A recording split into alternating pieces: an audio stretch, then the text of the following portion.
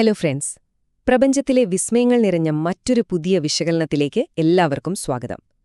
മഴയെന്ന് കേൾക്കുമ്പോൾ നമ്മുടെ മനസ്സിലേക്ക് വരുന്നത് നല്ല തണുത്ത കാറ്റും മണ്ണിന്റെ ഗന്ധവുമൊക്കെയാണല്ലേ. എന്നാൽ ഇന്ന് നമ്മൾ സംസാരിക്കാൻ പോകുന്നത് ഭൂമിക്ക് പുറത്തുള്ള പ്രപഞ്ചത്തിലെ ഏറ്റവും ഭയാനകമായ ചില കാലാവസ്ഥകളെക്കുറിച്ചാണ്. സത്യം പറഞ്ഞാൽ ഈ കാര്യങ്ങൾ അറിയുമ്പോൾ മഴയെക്കുറിച്ചുള്ള നിങ്ങളുടെ കാഴ്ചപ്പാട് തന്നെ പൂർണ്ണമായി മാറും, ഉറപ്പാണ്. നിങ്ങളൊന്ന് ആലോചിച്ചു നോക്കൂ.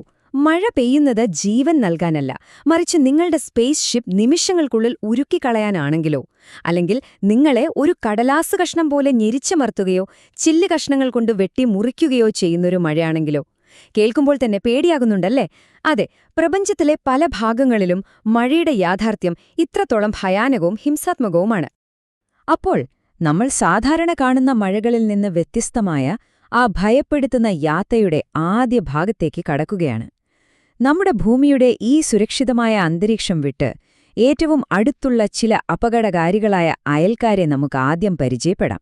ശരി, നമുക്ക് വീനസ് അഥവാ ശുക്രനിൽ നിന്ന് തന്നെ തുടങ്ങാം.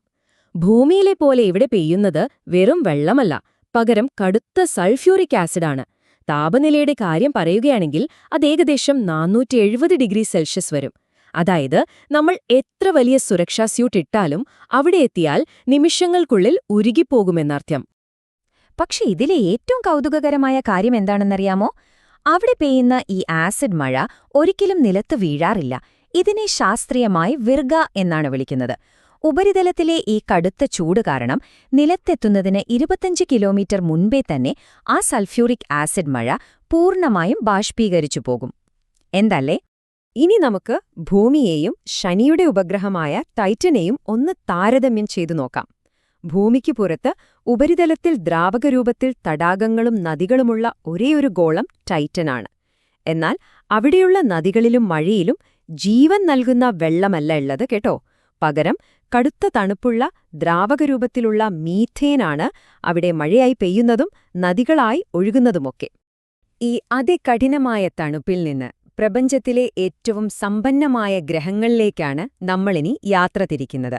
അതായത് വജ്രം പെയ്യുന്ന മഴ. സൗരയൂഥത്തിലെ വമ്പന്മാരായ വ്യാഴം, ശനി, യുറാനസ്, നെപ്റ്റ്യൂൺ എന്നിവയെക്കുറിച്ചാണ് നമ്മളിനി സംസാരിക്കുന്നത്. അവിടെ വജ്രം മഴയായി പെയ്യുന്നതിന് പിന്നിലെ ശാസ്ത്രം ശരിക്കും നമ്മെ അത്ഭുതപ്പെടുത്തുന്ന ഒന്നാണ്. ഈ പ്രക്രിയ വളരെ വ്യക്തമായി തന്നെ നമുക്ക് നോക്കാം. ആദ്യം തന്നെ ഈ ഗ്രഹങ്ങളുടെ അന്തരീക്ഷത്തിൽ ധാരാളം മീഥേൻ വാതകം നിറഞ്ഞിട്ടുണ്ട്. അവിടെ ഉണ്ടാകുന്ന അതിശക്തമായ മിന്നലും ചൂടും കാരണം ഈ മീഥേനിൽ നിന്നു കാർബൺ വേർതിരിയുന്നു. പിന്നെ അവിടുത്തെ കടുത്ത അന്തരീക്ഷ മർദ്ദം കാരണം ഈ കാർബൺ കരിയായി മാറും. പിന്നീട് താഴേക്ക് പതിക്കും തോറും മർദ്ദം കൂടിവരികയും ഒടുവിൽ ഈ കരി വജ്രങ്ങളായി മാറി മഴ പോലെ താഴേക്ക് പെയ്യുകയും ചെയ്യും. അപ്പൊ ഈ മഴ കൊള്ളാൻ കഴിഞ്ഞാൽ എന്താവും അവസ്ഥ?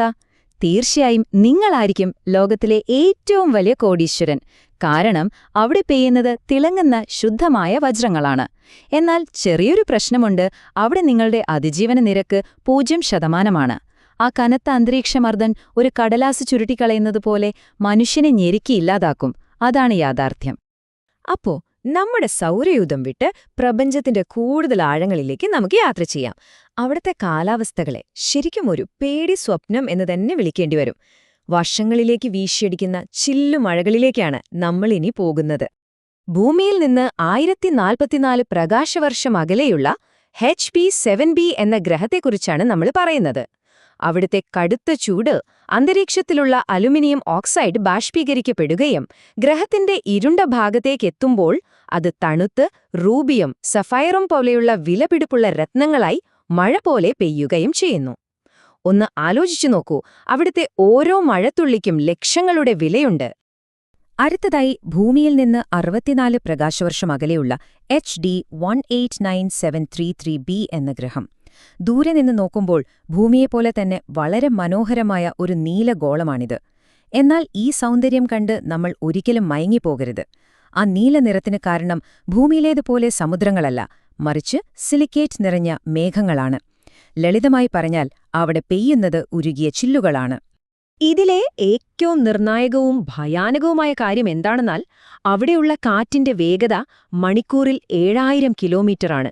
അതായത് ശബ്ദത്തേക്കാൾ ഇരട്ടി വേഗത. ഈ കാറ്റിൽ ഉരുകിയ ചില്ലുമഴ നേരെ താഴേക്കല്ല, പകരം വശങ്ങളിലേക്കാണ് പെയ്യുന്നത്. മുന്നിൽപ്പെടുന്ന ഏതൊരു വസ്തുവിനെയും നിമിഷങ്ങൾക്കുള്ളിൽ വെട്ടിമുറിക്കാൻ ഈ ചില്ലുമഴയ്ക്ക് കഴിയും. ഇനി നമ്മൾ കാണാൻ പോകുന്നത് പ്രപഞ്ചത്തിലെ ഏറ്റവും തീവ്രമായ കാലാവസ്ഥകളാണ്. മാഗ്മ മഴയായി പെയ്യുന്ന നരകതുല്യമായ അവസ്ഥകൾ. പാറകളും ലോഹങ്ങളും വരെ അവിടെ മഴയായി പെയ്യുന്നു എന്നു പറഞ്ഞാൽ വിശ്വസിക്കാൻ കഴിയുമോ? ഉദാഹരണത്തിന്, ഭൂമിയിൽ നിന്ന് 489 പ്രകാശവർഷം അകലെയുള്ള കൊറോഡ് 7b എന്ന ഗ്രഹത്തിലെ കാര്യമെടുക്കാം. ഈ ഗ്രഹം അതിന്റെ നക്ഷത്രത്തോട് ടൈഡലി ലോക്ക്ഡാണ്. അതായത് ഗ്രഹത്തിന്റെ ഒരു വശം എപ്പോഴും നക്ഷത്രത്തിന് അഭിമുഖമായിരിക്കും. ഈ നക്ഷത്രത്തിന് അഭിമുഖമായുള്ള ഭാഗത്തെ താപനില ചുട്ടുപൊള്ളുന്ന 2500 ഡിഗ്രി സെൽഷ്യസാണ്. അവിടുത്തെ പാറകൾ വരെ ഉരുകി ബാഷ്പീകരിച്ച മേഘങ്ങളായി മാറും. എന്നിട്ട് ഗ്രഹത്തിന്റെ ഇരുണ്ട ഭാഗത്തേക്കെത്തുമ്പോൾ ഈ മേഘങ്ങൾ തണുക്കുകയും ഉരുകിയ പാറകളും മാഗ്മയുമായി താഴേക്ക് മഴ പോലെ പെയ്യുകയും ചെയ്യുന്നു. ശരിക്കും ഒരു നരകം തന്നെ.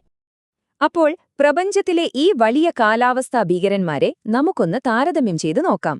കെൽറ്റ് 9b, വാസ്പ് 76b തുടങ്ങിയ ഗ്രഹങ്ങളിലെ താപനില 2400 മുതൽ 4000 ഡിഗ്രിക്ക് മുകളിലാണ്. ഇരുമ്പും ടൈറ്റാനിയമും വരെ അവിടെ ബാഷ്പീകരിക്കപ്പെടുകയും പിന്നീട് ദ്രാവക രൂപത്തിൽ കനത്ത ഇരുമ്പുമഴയായി പെയ്യുകയും ചെയ്യുന്നു. മറുവശത്ത് HD 189733bയിൽ ഉരുകിയ ചില്ലുകളും. നമുക്ക് ചിന്തിക്കാൻ പോലും സാധിക്കാത്തത്ര തീവ്രമായ അവസ്ഥകളാണിവ. അപ്പം നമ്മൾ ഇന്ന് ഒരുപാട് അന്യഗ്രഹ കാലാവസ്ഥകളെക്കുറിച്ച് മനസ്സിലാക്കിയില്ലേ? സൾഫ്യൂരിക് ആസിഡ് മുതൽ ഉരുകിയ ചില്ലും മാഗ്മയും ഇരുമ്പും വരെ പെയ്യുന്ന ഗ്രഹങ്ങളെ നമ്മൾ കണ്ടു. ഇതിലെ ഏത് ഗ്രഹത്തിലെ കാലാവസ്ഥയാണ് നിങ്ങളെ ഏറ്റവും കൂടുതൽ ഭയപ്പെടുത്തിയത്? തീർച്ചയായും അതിനെക്കുറിച്ച് നിങ്ങളൊന്ന് ചിന്തിച്ചു നോക്കൂ. ഇതുപോലുള്ള വിസ്മയിപ്പിക്കുന്ന പുതിയ അറിവുകളുമായി മറ്റൊരു വിശകലനത്തിൽ നമുക്ക് വീണ്ടും കാണാം. അതുവരെ നിങ്ങളുടെ ഉള്ളിലെ ശാസ്ത്രാന്വേഷണം തുടരുക. ബൈ.